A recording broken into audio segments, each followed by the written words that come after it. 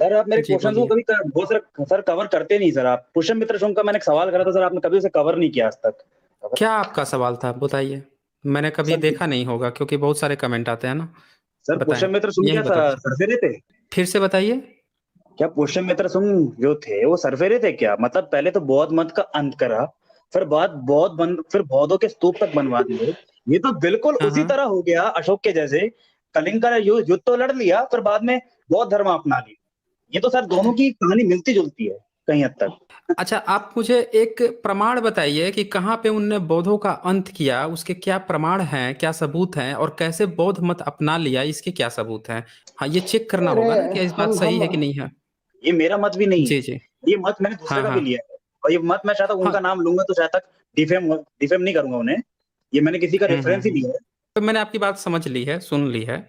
आपने यस। जो भी कहा, मैं यह बता दूं कि इस पर मेरा खुद का एनालिसिस है। मैं जितने भी इतिहासकार हैं, चाहे वो बुद्ध मार्ग से ही रिलेटेड क्यों ना हो या किसी भी मार्ग से, मैं किसी से भी सहमत नहीं हूं। मेरा जो अपना पर्सनल मैंने जो भी सर्वे किया है, उसमें मैंने ये पाया है कि पुष्यमित्र सुंग पर अब तक की जितनी भी थियरी बनी है, वो कोई भी सेटिस्फैक्टरी थियरी नहीं है। जो इतिहास है, हम अनुमान लगाते हैं ना कि ये चीज है, ये चीज है।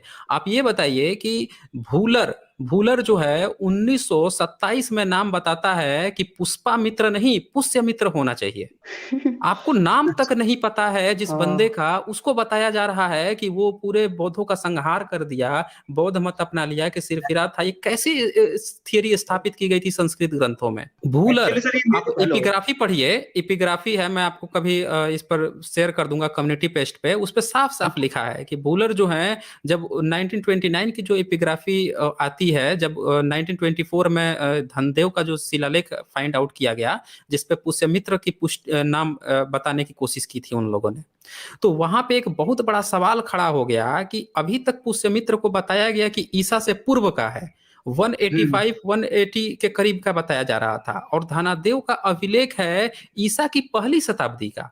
मतलब सीधे सीधे 100 200 साल, 150 200 साल का अंतर आ रहा है। और 200, और उसकी पीढ़ी जो है ईसा पूर्व में ही खत्म हो जाती है, जो चौथी पीढ़ी है पुष्यमित्र की। ईसा से चौथी पीढ़ी, उसके बाद कणव वंश आ जाता है, कणव वंश के बाद सातवाहन वंश तक आ जाता है। और उसके बाद का शिलालेख लिखा जाता है धनादेव का, उसमें पुष्यमित्र शुंग का नाम कौन लिखवा रहा था, सवाल ये खड़ा होता है। उसमें लिख रहा है सस्टेन। सस्टेन का मतलब छठा। छठा क्या, कोई बता रहा है कि सेनापति है, शब्द मिट गया है। धना लिखा हुआ मिला तो लोगों ने जोड़ दिया देव, कि मिट गया है देव, तो धनादेव हो गया, नाम बता दिया।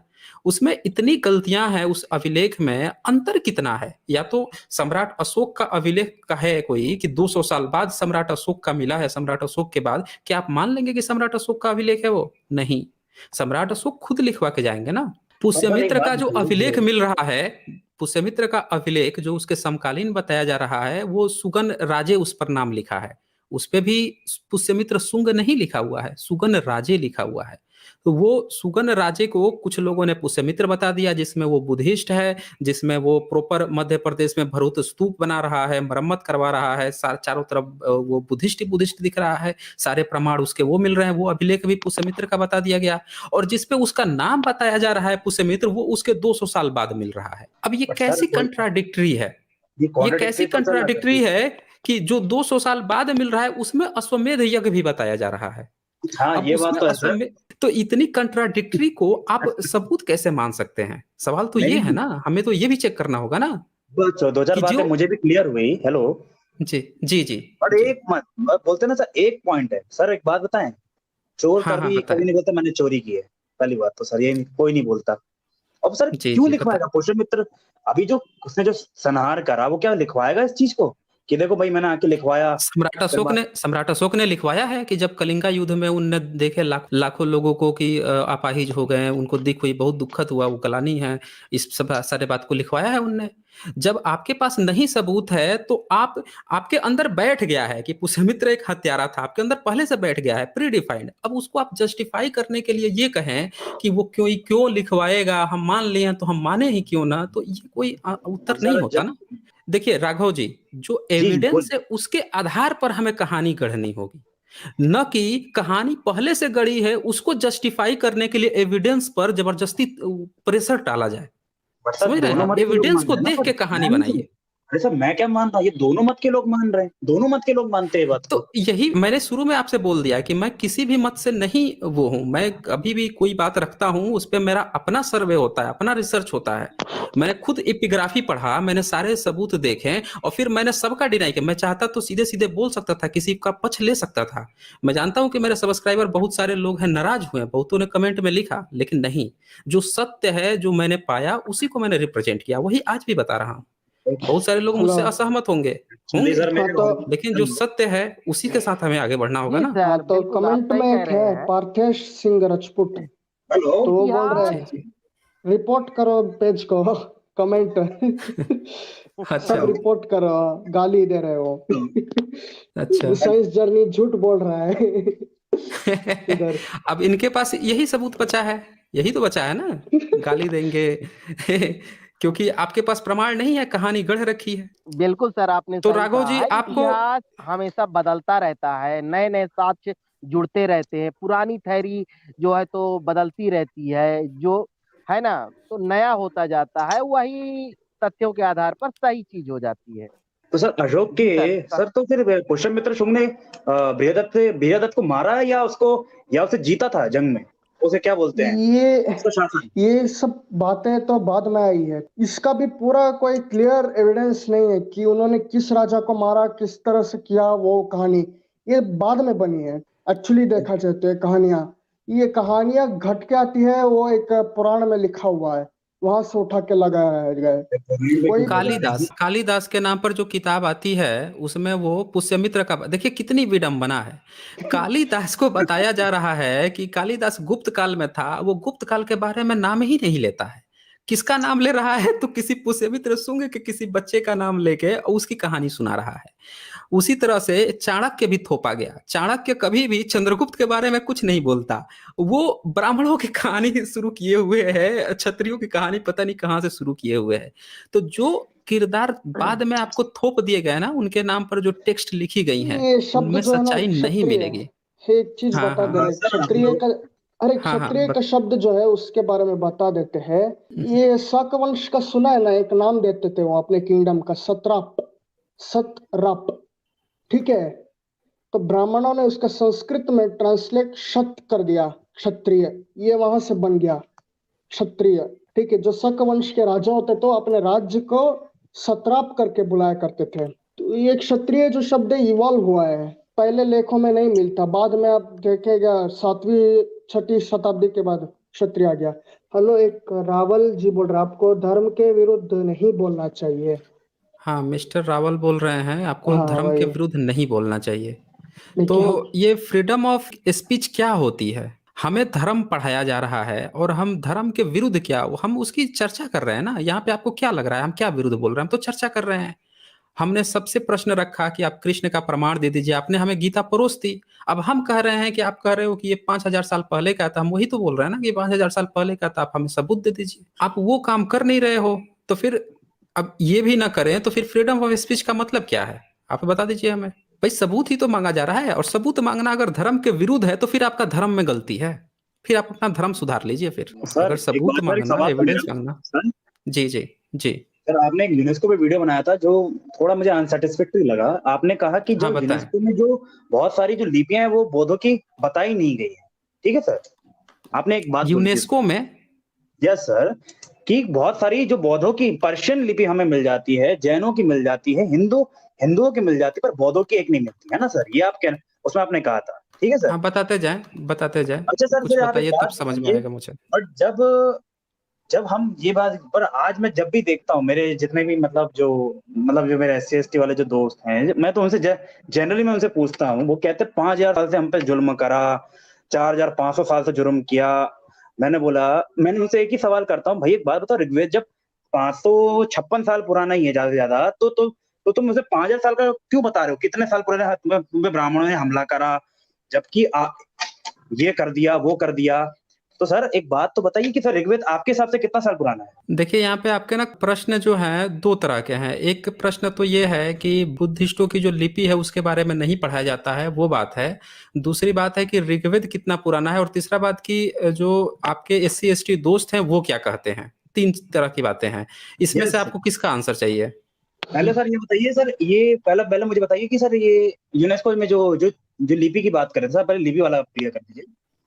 हाँ, तो देखिए यूनेस्को में जो लिपि की बात आ रही है उस इसमें जो बताया है मैंने, इसमें दिखाया है जो क्लेम आ रहे थे ना, आप ही की तरह बहुत सारे क्लेम आ रहे थे कि नहीं यूनेस्को ने तो कहा है कि 3,500 साल पुराना है, उसी देखो को मेरा मैंने क्लेम नहीं है दिखाया। सर, सर ये सर मेरा क्लेम नहीं है हाँ 3,000, हाँ मेरा हाँ, तो 1464 उसको पे ही मैंने मैं। उसमें क्लियरफाई किया था। हाँ, यस उसको क्लियरफाई किया था कि यस उसमें ये लिखा हुआ है कि इसमें जो बात लिखी हुई है ये पुरानी हो सकती है, ये नहीं लिखा हुआ है कि सबूत हमारे पास 3,500 साल लिखा कुछ मिला है। यस। तो जो हमारे पास लिखा हुआ मिला है वो मात्र 1464 एडी का है। तो जब 1464 एडी का है यानी कि लिखित प्रमाण ऋग्वेद का है, तो उसमें जो बातें लिखी हुई हैं हो सकता है उससे कुछ समय पहले हो, कुछ समय की पहले हो। मैं ये भी नहीं कह रहा हूं कि बहुत साल पहले की हो। जैसे सम्राट अशोक जब लिखवाते हैं तो उनसे बुद्ध 150 साल पहले के थे, 150-200 साल पहले के थे। तो जब लिखावट का प्रमाण मिलने लगता है तो हम ये मानते हैं कि उससे कुछ समय पहले वो चीजें प्रैक्टिस में रही होंगी या फिर नहीं मैं उस सर समय से एक्चुअली स्टार्ट हुई होंगी। तो जो मेरा भी यही अब मानना है ऋग्वेद सर। है, अब सुनिए मेरी बात को और सुन लीजिए। अब ओके। ऋग्वेद जो है इसमें का जो री शब्द है, इसको मैंने वीडियो 140 में दिखाया है कि री यस सर शब्द यस सर। कैसे बना है। छात्र गया सर, री वो मैंने शब्द सुना है सर। क्षत्रज्ञ, हाँ ये सब जो है ये कैसे चौथी सदी से लेकर जो गुप्ता वंश आता है और ब्राह्मी लिपि थोड़ा मॉडिफाइड होती है, लिपि भी मॉडिफिकेशन होता है ना, उसमें चीजें बढ़ती हैं। वो पूरा यस सीरीज है कि ईसा से 300 साल पहले कौन सा वो वर्ण लेटर पाया जाता था, उसके बाद कौन पाया गया कौन पाया गया। तो बिल्कुल जो सर, हिंदी क्षत्रज्ञ सातवीं है, आठवीं सदी में है। हाँ ये सब धीरे धीरे एवोल्यूशन हो रहा है। अब सोचिए कि जब आपके किताब में, ऑफिशियल किताब में आपको पढ़ाया जा रहा है, सबूत ही नहीं मिला है, क्षत्रज्ञ री का सबूत नहीं मिला चौथी सदी से पहले, और मान लीजिए कि कोई क्लेम कह दे कि नहीं चौथी सदी में मिला ही है, तो चलो ठीक है।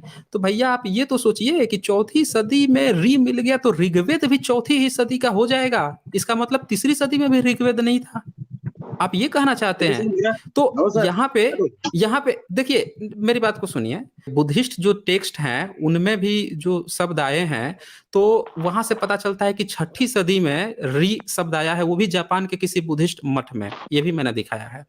हाँ तो हाँ। जब शब्द ही, जो अक्षर ही नहीं मिलते हैं, वो अक्षर भी नहीं मिलते हैं, तो इसका मतलब तो यही हुआ ना कि जो ऋग्वेद आपने नामकरण किया है वो कहीं ना कहीं 6ठी सदी के बाद ही आपने नामकरण किया है, उससे पहले आपने नहीं किया है। आप आपके पास कुछ ज्ञान की बातें होंगी, आप सूर्य की पूजा करते होंगे, कुछ भी पूजा कीजिए, आप उसको चाहे 200 साल बाद लिखिए, 100 साल बाद लिखिए, कभी भी कंपाइल कर लीजिए, कुछ बाद में भी जोड़ लीजिए और पीढ़ी दर पीढ़ी जोड़ते रहिए। लेकिन आप ये क्लेम कर दें कि उसमें जो लिखा है वो सारी चीजें 3,500 साल पहले एग्जिस्ट करती थी, तो उसका नाम तक आपको 6ठी सदी से पहले एग्जिस्ट बताने में शर्म, मतलब है ही नहीं, पता नहीं पा रहे हो आप कि नाम तक उसका अस्तित्व में था, किताब का नाम एक्चुअली तक, और आप क्लेम कर रहे हो कि इतना साल पहले। देखिए शोषण की व्यवस्था उससे अलग हो गई, शोषणकर्ता 6ठी सदी में भी होगा, उसका किताब से लेना देना नहीं है, किताब तो वो कभी भी कंपाइल कर ले। शोषणकर्ता शोषण उस समय भी कर रहा होगा, उसके बाद भी किया होगा और आगे भी करता रहा होगा, किताब का उससे आज भी लेना हो देना नहीं रहा है, है। किताब तो कभी भी कंपाइल कर ले। हाँ आज भी तो हो रहा है शोषण, इसका आज तो तो किताब से और कुछ से। घोड़ी हेलो से उतार हेलो दिया जा रहा है, कोई मुंह चढ़ा दे तो हाँ करवा हाँ हाँ, दिया अरे जा रहा हेलो है, सर। क्या है ये? हेलो। जी जी बताएं बताएं। सर मेरा भी इस पर यही मत है कि 1464 से ज्यादा कोई ऋग्वेद नहीं मिला, ये मेरा भी मत है। बट जो जो उछल उछल के जो बोलते हैं कि सर 4,000 साल से हम पे राज करा, एक बात तो मैं सर उनसे भी यही पूछता हूँ, जब देखिए उनका हिंदुओं का हक एक है, ग्रंथ, उन पे अत्याचार हुआ झूठ है बोलने का तो हक तो नहीं है ना उन सर। पे, हाँ झूठ मैं बोलने का। दूंगा आपको मौका, उसका जवाब मैं नहीं दे पाया था, ये भी आपका प्रश्न था, उसका मैं लगे हाथ दे देता हूँ जवाब। देखिए ये जो आपका प्रश्न था ना कि SC ST लोग बोलते हैं 5,000 साल से, कौन जिम्मेदार है? एजुकेशन सिस्टम किसके हाथ में है? किसने इस तरह की चीजें पढ़ाई हैं कि हमारे यहाँ हाँ, 5,000 साल से सिविलाइजेशन थी? कौन पढ़ा रहा है कि 5,000 साल पहले हमारे यहाँ महाभारत हुआ था? जब महाभारत 5,000 साल पहले आप बच्चों को पढ़ाओगे, बाहर से पढ़ाओ, मंदिर में पढ़ाओ, कहीं पे भी पढ़ाओ, सबको हिंदू बना रहे हो, तो वो तो यही कहेगा ना कि 5,000 साल पहले हमारे एकलव्य का तुम्ही ने अंगूठा काटा था, वो तो तभी से कहेगा ना। जब से आप उसको सिविलाइजेशन, उसका हक है ना, वो सताया हुआ बंदा है, अगर उसके हाथ में एजुकेशन व्यवस्था हो तो फिर आप कहते कि ये गलत कर रहा है, ना वो ना तो सर, नहीं आप सर, अरे पीड़ित सर सुने। श्रेणी में। हाँ हेलो बताएं। सर, ये नहीं कह रहा कि मैं नहीं कह रहा कि मैंने कभी ये डिनाई नहीं करा किसी भी कमेंट में, आज तक मैंने डिनाई नहीं किया कि जातिवाद नहीं फैला, मैंने कभी डिनाई नहीं किया इस चीज को, आज भी नहीं करता। हम्म बट मेरा हम्म मत ये है कि जब ऋग्वेद ही 500 साल पुराना, हिंदुओं का सबसे पुराना ग्रंथ, है ना सर? ये सूर्या राजपूत आए हैं, साइंस जर्नी एक दस नंबर का नंबर जूता है। सूर्या जूता राजपूत आ है। जाइए, आ हेलो जाइए आप यहीं पे। हेलो हाँ हाँ हाँ, हेलो सुन पा सर। रहे हैं आपकी बात को। सर जब मैं उनको यही कहता हूँ, जब हिंदुओं का ग्रंथ ही 500 साल पुराना है, सबसे पुराना ग्रंथ ऋग्वेद, जाहिर सी बात है सर उसके बाद ही मनुस्मृति लिखी गई, उसी के बाद पुराण लिखे गए होंगे। तो जाहिर सी बात है जो शोषण हुआ होगा 1464 के बाद से होना चालू हुआ होगा। ये बात तो हमने क्लियरफाई ही की है कि जब से शंकराचार्य आया है, 788 ईस्वी में जन्म हुआ था, 8वीं हम्म, सदी के बाद, और जब से ये ब्राह्मणवाद का उफान धीरे धीरे उठने लगा प्रछन्न बौद्ध के रूप में, फिर उसके बाद से धीरे धीरे नालंदा विश्वविद्यालय भी इधर जलने के बाद से भी पूरी तरह से खत्म ही कर दिया जाता है, और एक अलग डायरेक्शन में सिविलाइजेशन शुरू होती है। फिर मुगल शासकों के अधीन में कुछ लोग जाके उनकी चापलूसी करने लगते हैं, तो यहाँ हाँ ये से तो बात एक सच है। नया सिस्टम स्टार्ट ही हो रहा है। यहाँ और से सर एक चीज पूरा प्रॉपर एक सिस्टम स्टार्ट हो रहा है। अब देखिए, मुगल शासन का जो चाटुकार है, उसको हम्म, लाभ ही लाभ है। वो हर जगह ऊंची पोस्ट पे है, आज भी ऊंची पोस्ट पे है, और वो खुद को ऊंची पोस्ट पर रखने के लिए किसको बलि का बकरा बनाया, वही लोग तो आज शोषित है ना, वो लोग तो शोषित ही हैं। बट सर एक तो बात अरे ये बताइए, आदि शंकराचार्य ने चालू किया था सर? आप ये कहना चाहते हैं आदि शंकराचार्य ने चालू किया था ये सब? नहीं, आप ये कैसे कहोगे कि आदि शंकराचार्य से पहले या हेलो उसके बाद सर, में एक शुरू पॉइंट हुआ? रखता हूँ। हेलो हाँ, रखिए रखिए सर, अपना पहले एक पॉइंट। पॉइंट मैं रख देता हूँ कि मैं 1464 से ज्यादा पुराना ऋग्वेद को नहीं मानता, आज भी नहीं मानता।